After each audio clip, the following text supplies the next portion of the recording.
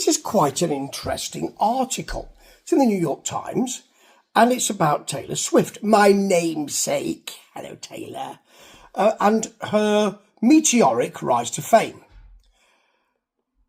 She is incredibly famous.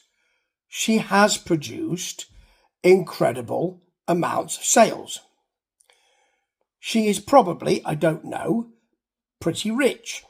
She has a dedicated group, swarm even, of fans, the Swifties.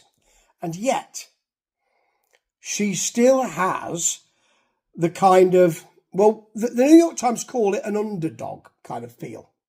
So they're saying, can she be an underdog when she clearly has, or rather stands at the top of the pop world?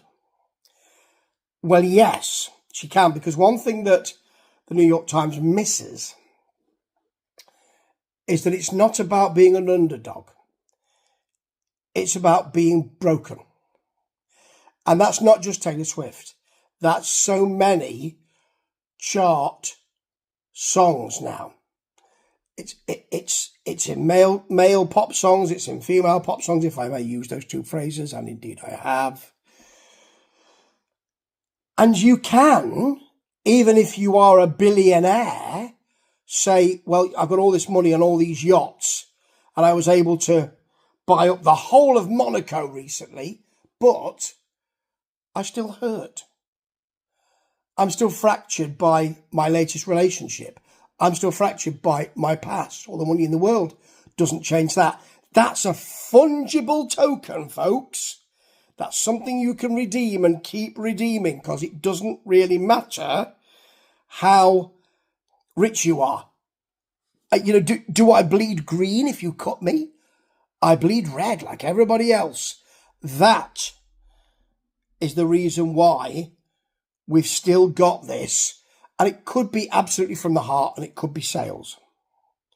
Could be sales. That's why we've still got this with Taylor Swift and others. That's why they can do this, and people don't go, but you've got loads of money, and walk away. Because it's about the emotion.